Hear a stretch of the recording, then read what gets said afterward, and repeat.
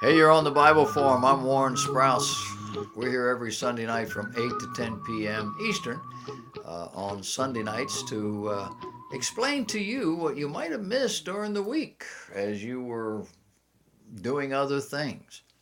Tonight, I want to talk to you about the left and the right of the abortion issue, specifically about a young fellow by the name of Ben Shapiro who traveled to California and spoke at UC Berkeley. He did that this past Thursday evening. It was decidedly a left leaning audience. Did I tell you it was UC Berkeley? Maybe you heard during the week the kinds of things they were doing getting ready for this event. This was an event that they allowed the police to have mace, or was it pepper spray? I forget which. They've taken that away from them in recent months, years.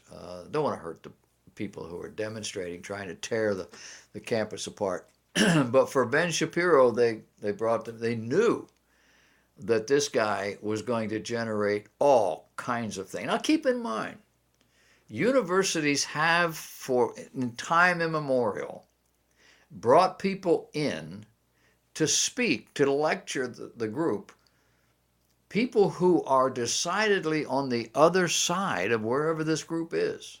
They want to expose them to the other side. I was in Bible college 150 years ago, and I remember at one of our lecture series, required to attend, it was after Christmas, but before school really got cranked up, they had a week of things like this going on. And this guy came, and he was from Bob Jones University. He was a teacher there. I've forgotten now what he taught.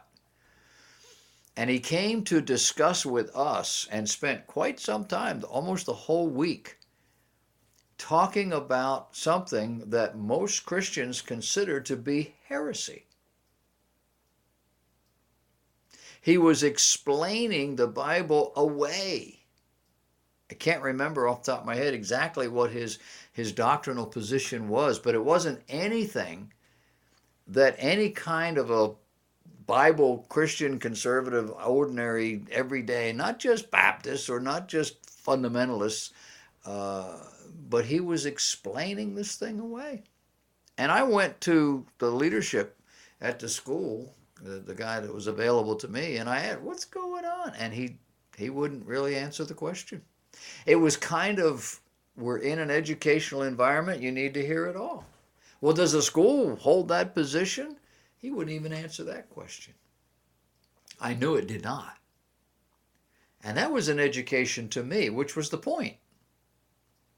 Well, Ben Shapiro came and he gave his speech, and afterward he entertained questions. What was he talking about? Well, he was talking about abortion. He was talking about the life that is this embryo, and when that life begins, and what it's about, and why abortion on demand or abortion for any reason other than the life of the mother is immoral. And you can imagine what these people were going through. Well, a student afterward confronted Mr. Shapiro regarding his views on abortion. Now, he identified himself as a left-leaning, politically and morally student. It goes without saying, you're at Berkeley. And he wanted to know why Shapiro believes that the first trimester fetus has moral value. Apparently that's the kind of thing he was talking about. A first trimester, that's the first 3 months of gestation. How do you get to the place where you say that mess of material it has moral value? And Shapiro said a first trimester fetus has moral value because whether you consider it a potential human life or a full-on human life, it has more value than just a cluster of cells. That's logical. If left to its natural processes, this cluster of cells, it will grow into a baby. Ergo, it has moral value. He went on to turn it around and to ask this liberal, left-leaning student where he would draw the line in determining whether a fetus has moral value.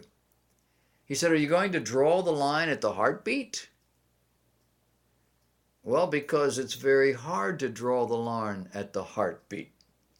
There are people who are adults who are alive because of a pacemaker. Are you going to do it based on brain function? Well, what about people who are in a coma? Should we just kill them?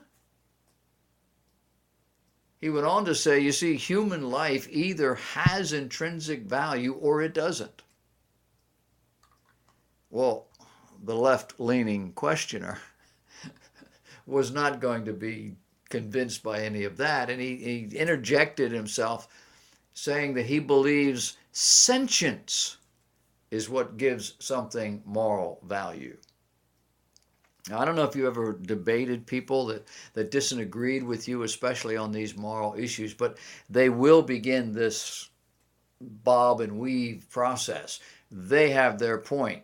You give them a rational explanation that sort of undermines their point, they've got another one. And if you can do something with that one, they've got another one over here. I mean, there's just no corners in their house.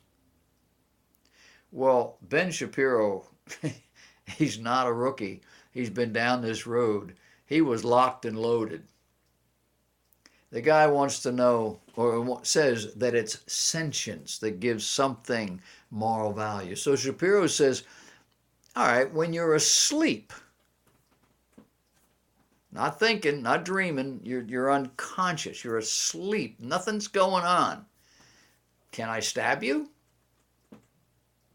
And the kid says, no, I'm still considered sentient even when I'm asleep. Okay. What if you're in a coma? A coma from which you may awake. Can I stab you then? And he says, well, no. Then the student went on to say that he would still have potential sentience, even if he were in a coma. And with that, Ben Shapiro agreed wholeheartedly. He says, I agree that situation is potential sentience. You know what else is potential sentience? No. Being a fetus. These people have no real argument. They just have a desire. And the desire is to be as sexually active as they want and not have to pay the price. Not to actually have to bear the child or raise the child or pay for the child or have the child impose upon their life. They call it free love. Only it ain't free. Somebody pays. And in their case, it's the baby.